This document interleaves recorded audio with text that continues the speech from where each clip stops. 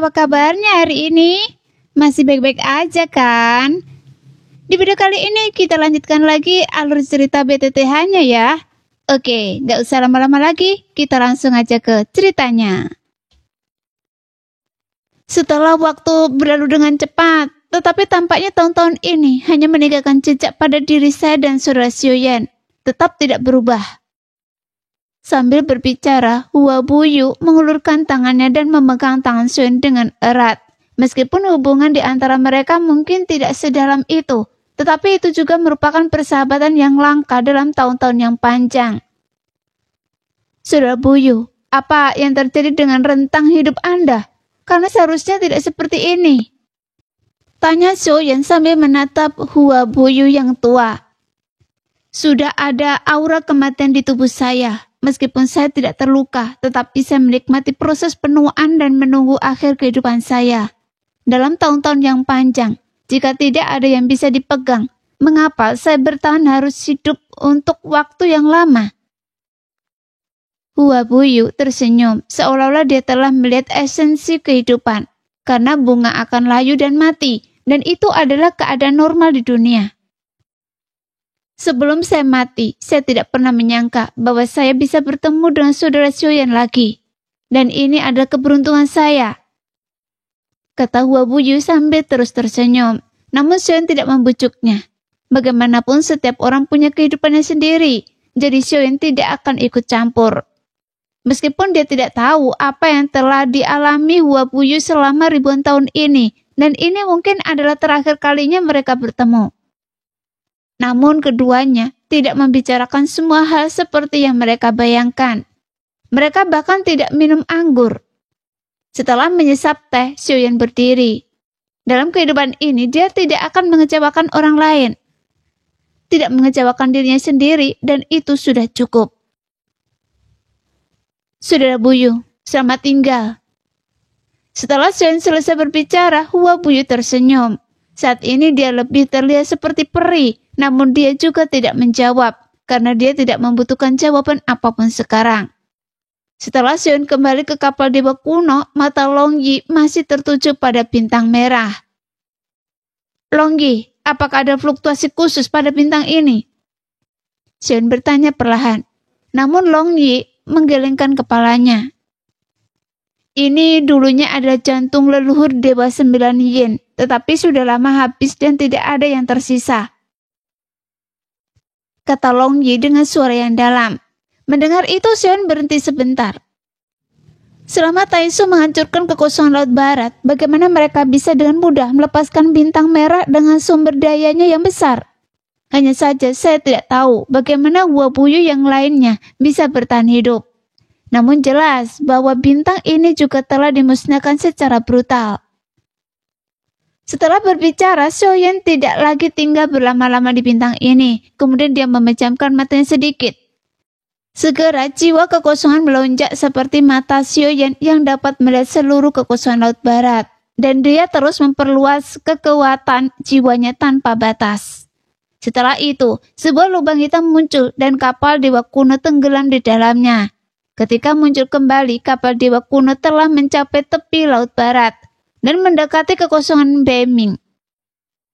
Jelas ini tidak lagi sebanding dengan kecepatan, karena Xiaoyan dapat berteleportasi. Bagaimanapun dia benar-benar dapat menggunakan jiwa gua kekosongan. Jadi dia dapat terteleportasi secara langsung. Lagi pula dalam dunia sensi tidak ada aturan untuk menghalangi Xiaoyan. Jadi hanya dengan cara ini Xiaoyan dapat terus bergerak. Tetapi gerakan semacam ini juga menghabiskan kekuatan jiwa Xiaoyan. Kali ini, gerakan itu adalah yang terjauh yang pernah dicoba Xiaoyan. Jadi setelah gerakan itu selesai, Xiaoyan tiba-tiba merasa pusing dan jiwanya sedikit geli. Yang menunjukkan bahwa ini adalah batas kekuatan jiwa Xiaoyan. Namun jika Xiaoyan menggunakan bahtera, bahkan jika itu berjalan dengan kecepatan penuh, dia harus melewati beberapa lubang hitam dan akan memakan waktu setidaknya belasan tahun untuk mencapai tujuan. Namun dengan Xiaoyan yang memiliki jiwa gua kekosongan, dia bisa tiba di sini dalam sekejap. Jadi dia merasa bahwa jiwa gua kekosongan adalah teknik teleportasi yang menakjubkan. Sekarang, Soyen harus pergi ke pemakaman Dewa Kekacauan. Bagaimanapun, Soyen harus mengirim Xiao Yueli kembali ke kosongan Beiming. Lagi pula, Xiao Yueli adalah Hades, dan karena Raja Tianshang telah pergi ke dunia gunung dan lautan, jadi Xiao Yueli harus bertanggung jawab atas Hades sekarang. Dan dia tidak bisa pergi lama-lama. Setelah gerakan ini, kekuatan jiwa Soyen sangat lemah. Namun meskipun Soyen telah meminum pil pemulih jiwa sebelumnya, tetapi efek pil tersebut tidak banyak berpengaruh. Oleh karena itu, Soyen langsung menelan pil pemulihan jiwa semuanya. Di waktu berikutnya, Soyen hanya bisa bergerak maju di kapal dewa kuno sampai Soyen pulih. Setelah dia melewati lubang cacing dan tiba di kekosongan laut utara, Soyen bertanya, "Yueli, di mana Wang Cai? Saya butuh dia untuk membawa saya ke pemakaman Dewa Kekacauan."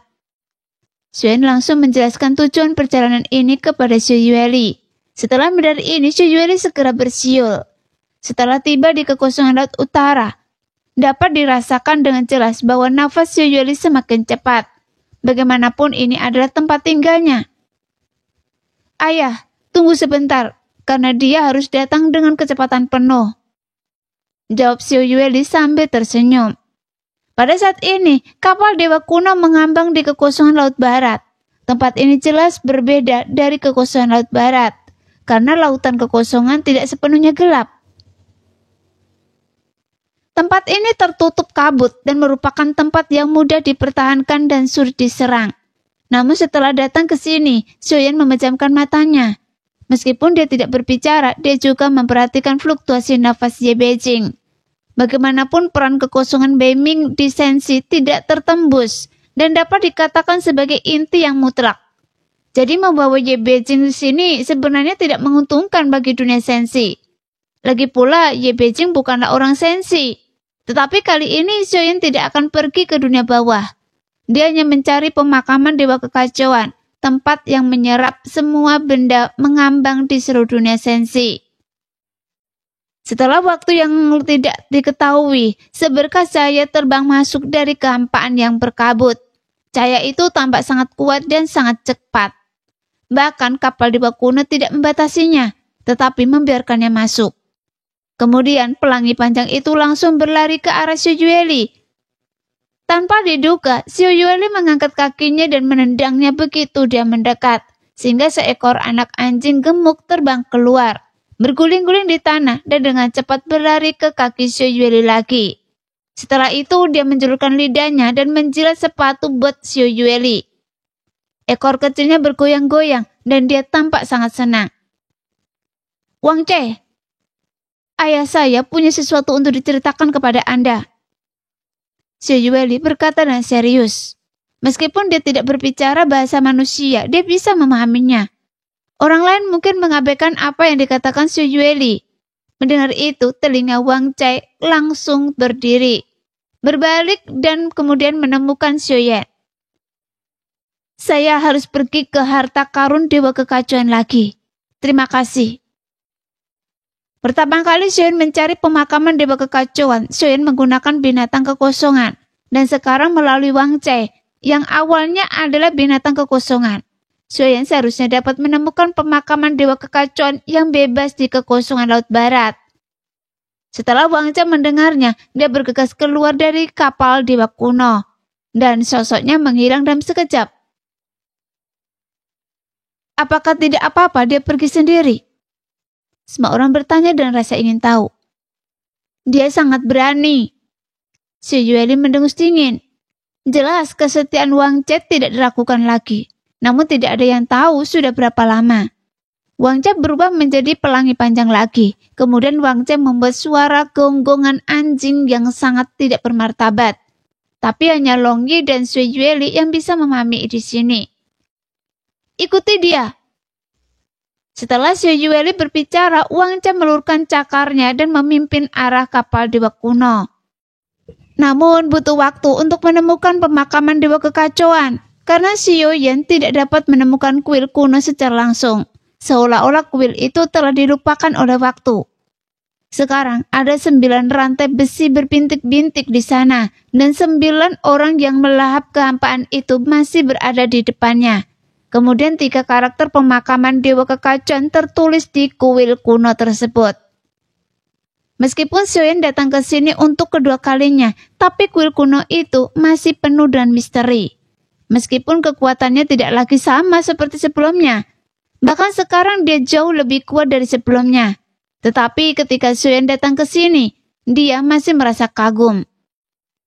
Saat kapal dewa kuno masuk, kuil itu menghilang bersama pemakaman dewa kekacauan. Bagaimanapun, kuil kuno itu adalah pintu masuk sebenarnya ke dalam pemakaman dewa kekacauan. Kemudian sebuah lubang cacing kecil muncul. Setelah masukinya, itu adalah pemakaman dewa kekacauan yang sebenarnya.